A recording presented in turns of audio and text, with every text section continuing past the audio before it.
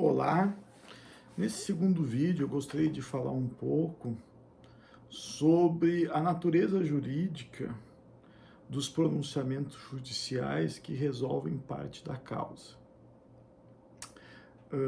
ou que resolvem a causa como um todo, né, dentro do procedimento comum. O que acontece? Como nós vimos no procedimento comum, a sentença é o pronunciamento que encerra a fase cognitiva. A sentença, ao encerrar a fase cognitiva, ela sempre poderá fazê-lo sem resolução do mérito, nas hipóteses previstas no artigo 485, ou com resolução do mérito, nas hipóteses do artigo 487. Essa classificação entre sentença terminativa e sentença definitiva, ou seja, sentença terminativa são as sentenças que não resolvem o mérito, previstas agora no novo CPC no artigo 485, e sentenças definitivas, aquelas que resolvem o mérito, previstas agora no novo CPC no artigo 487, digamos, já são tradicionais na nossa cultura. Então a sentença sempre será ou terminativa, ou definitiva, e eventualmente mista. Se houver acumulação de pedidos, ela pode ser mista, parte terminativa e parte definitiva. O que acontece? Não que não fosse possível no CPC anterior, no CPC do Buzaide, mas é possível também que nós tenhamos decisões interlocutórias, né, que resolvam parte da causa.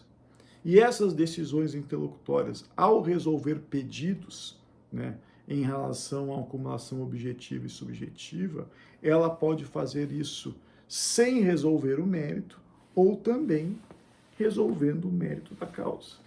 Então, por exemplo, né, no curso, durante a fase cognitiva, o juiz pode reconhecer a ilegitimidade passiva ad causam de um dos réus, em caso de desconsórcio. Essa decisão que reconhece a ilegitimidade dele, ela será uma decisão interlocutória. E ela será uma decisão que não resolve o mérito, portanto, uma decisão interlocutória de natureza terminativa.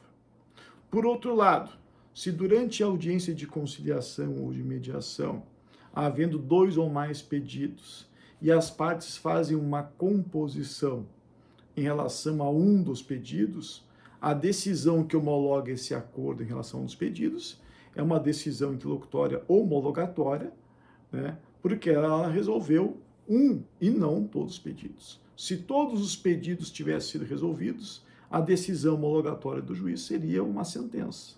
E a homologação de uma autocomposição, ela se reveste de uma decisão de méritos, estando previsto no artigo 487, inciso 3, letra B. Então, o que eu quero deixar bem claro é que a sentença sempre será terminativa ou definitiva e eventualmente mista, né, conforme os artigos 485 e 487. Acontece que existem decisões interlocutórias que resolvem parte da causa, né? Se resolvesse a causa toda, ela seria uma sentença. Mas como ela não resolve toda a causa, ela será uma decisão interlocutória. E essas decisões interlocutórias que resolvem parte da causa, elas também serão ou terminativa, né, se for uma das hipóteses do artigo 485, ou definitiva, se enquadrar numa das hipóteses do artigo 487. Tanto é assim que o legislador, nos artigos 485 e 487, ele não aponta, né, como na redação original do CPC anterior, ele não aponta que é a sentença que se refere à sentença. Ele diz simplesmente, o juiz não resolve o mérito quando, né? E no artigo 487, o juiz resolve o mérito quando. Então, essa abstração do pronunciamento judicial, ela se deve ao fato de que aquele rol do artigo 485 e do 487 também deve ser aplicado às decisões interlocutórias. Não a toda e qualquer decisão interlocutória, mas aquelas decisões interlocutórias que resolvem da parte da causa, ou seja, resolvem pedidos formulados. Um ou alguns pedidos, mas não todos. Eu recordo aqui também que dentro do novo CPC, a lógica do novo CPC é que o juiz, né, encerrada a fase postulatória, o juiz deveria julgar tudo que for possível, né, tudo que for possível, né, e isso, né, se isso representa não julgar tudo, o Código quer que o juiz prolate uma decisão interlocutória resolvendo todas as questões que forem possíveis, né. Tanto é que o Código prevê, né, a possibilidade de julgamento antecipado do mérito, mas se houver uma questão de mérito que não seja possível julgar naquele momento, ele deve proferir uma decisão parcial de mérito. Ou seja, a lógica do Código é que o juiz julgue tudo o que for possível logo após a fase postulatória e deixe para julgar ao final aquilo que necessita de produção de prova, certo? Essa decisão parcial de mérito, dentro do CPC, ela se enquadra como uma decisão interlocutória definitiva, como uma decisão interlocutória de mérito. Por isso, nós não podemos afirmar, do ponto de vista teórico, que uma sentença ela é mais importante que uma decisão interlocutória, dentro desse contexto do novo CPC. Porque é perfeitamente possível que eu tenha, num processo, uma decisão interlocutória mais importante que uma sentença. O que faz a sentença ser sentença, é simplesmente o fato dela ser a última, a que encerra a fase cognitiva. Eu posso ter uma decisão interlocutória de mérito que resolva vários pedidos, ou os pedidos com repercussão econômica maior, e uma decisão final, né, que após a produção de uma prova documental, uma prova testemunhal, ou de uma prova pericial, resolva uma questão derradeira menor, né, com mérito, ou inclusive com a possibilidade de julgar de forma terminativa, sem resolução do mérito. Então, na verdade, pelo Código, repito, essa diferenciação entre decisão interlocutória e sentença, ela é circunstancial, porque o conteúdo ele pode tanto estar dentro de uma interlocutória como dentro de uma sentença. É claro que isso também depende muito da condução do juiz do processo, porque às vezes um mesmo processo, um juiz que segue o CPC, o Código de Processo Civil 2015, e nós teremos uma decisão interlocutória terminativa ou de mérito, né, e depois uma decisão final julgando o pedido derradeiro, caracterizando como sentença.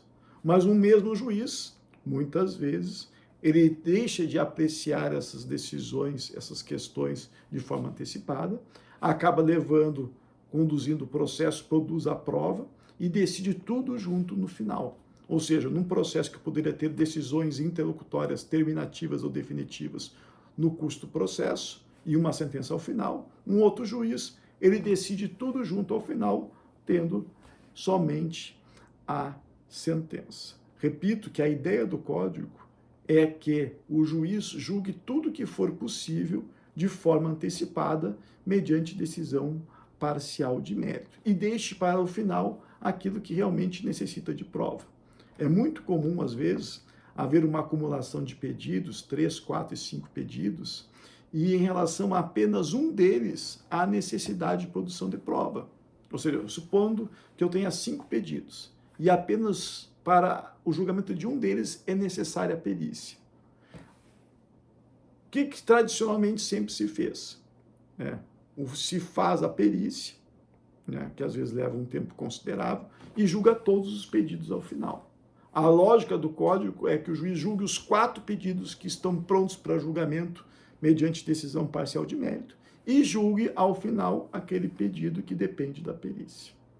Certo? Então, em conclusão, sentença será sempre terminativa ou definitiva e eventualmente mista. Existem decisões interlocutórias que resolvem questões do processo, como deferimento ou indeferimento da gratuidade da justiça, deferimento ou indeferimento de prova, o deferimento ou indeferimento de uma tutela provisória, né? São decisões que resolvem questões sobre o processo, sobre o andamento do processo. Porém, muitas vezes a decisão interlocutória acaba resolvendo parte da causa, resolvendo pedidos formulados, né? Ou pedidos formulados objetivamente, ou pedidos formulados subjetivamente em caso de desconsórcio. E quando essa decisão interlocutória resolve parte da causa, ela o faz com resolução do mérito ou sem resolução do mérito. A natureza jurídica dessa decisão interlocutória, ela deve ser, digamos, constatada a partir, à luz dos artigos 485 e 487. Né? E vale lembrar que as decisões interlocutórias de mérito, em não sendo interposto o agravo de instrumento, essas decisões fazem coisa julgada. Ou seja, o processo continua tramitando e é possível que já exista coisa julgada a respeito de uma decisão.